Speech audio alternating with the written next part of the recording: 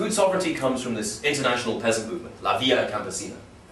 Now, it's important to understand where Via Campesina is coming from, because in the 1980s, the World Bank is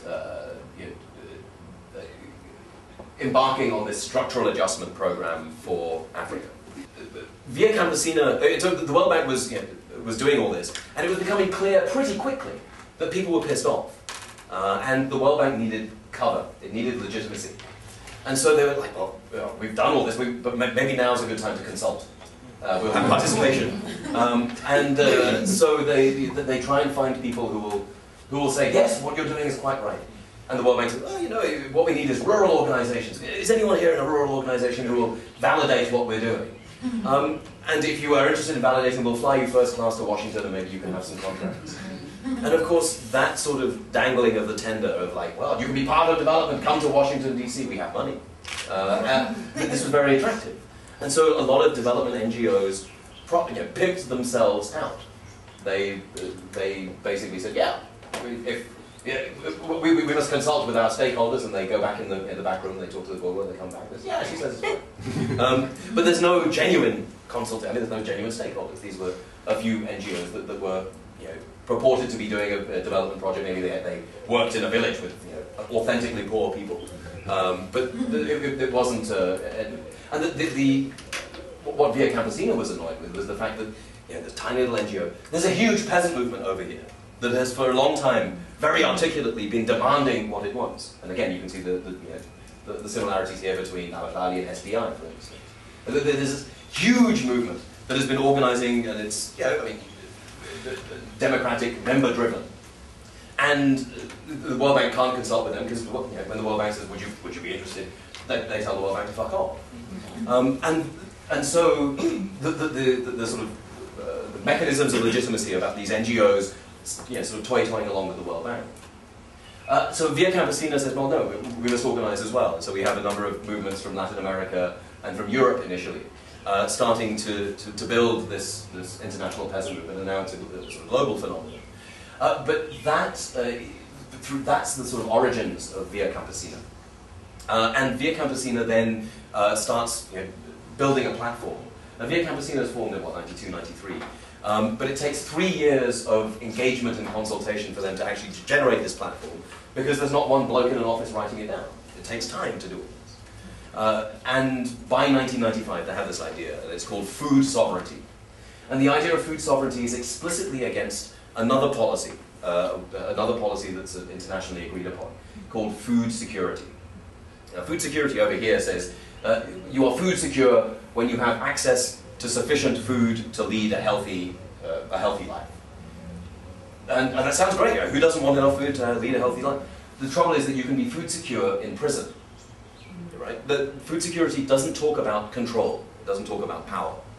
And that's why it's compatible with this neoliberal vision, where we will just let the markets provide the food. And and so you don't have to worry. Don't worry, pretty little head, about control. The markets will provide all this, and you will have jobs in the sweatshops, and they will take your paycheck. You'll buy the food. You'll be food secure. But Via Campesina pushes back and says, no, actually, we're interested in sovereignty. We're interested in this idea of a food sovereignty where we get to control how food is produced. Now that's very. Just to be clear, this isn't.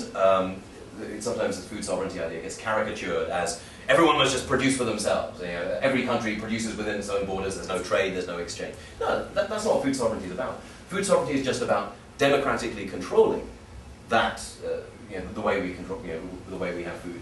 And one of the interesting things about food security is it's not just about national level policy, it's also about regional, it's also about peoples, it's about different collectives at lots of different levels. And it breaks up this idea that only governments, only national governments, can talk about food sovereignty. It's also about cities. It's also about specific areas, about regions.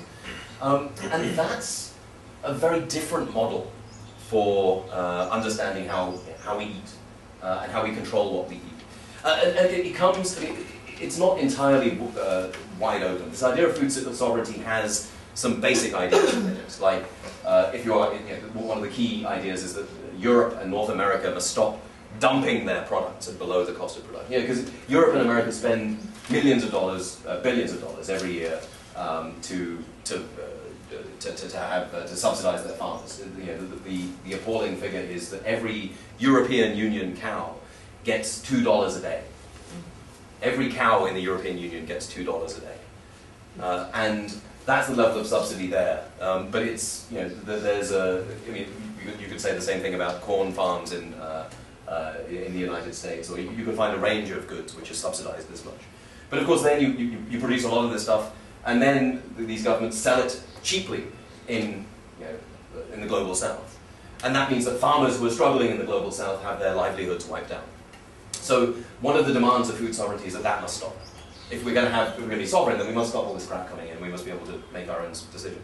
It is a work in progress. It's always a work in progress, and it's a project about democratic decision making. It's not about the end point. It's about how you get there, and that's important as well, because we hear all this stuff about everyone's doing food sovereignty now, and everyone seems to believe that they know what it is, but inherently this idea of food sovereignty is political, and it's political because of the groups in Via Campesina.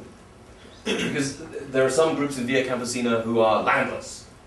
There are some groups in Via Campesina who have quite a lot of land. Well, not quite a lot, but in the US, it's small family farms, which is, what, 500 acres. That's a small farm in America. So you can't have the same policy in any case. That, if you had a global plan, you say one thing for Americans and another thing for somewhere else. It has to be this sort of process. And that's also why sometimes food sovereignty can sort of fudge a bit when it comes to things like land reform. It's not it's a very elastic kind of idea, but it's one that is about political process more than anything else. So there's this idea of food sovereignty, because and it's important because it's a living politic of food, if you like. It's a way of thinking about food that is always about the democratic process and moving forward, with this idea particularly about control over the food system.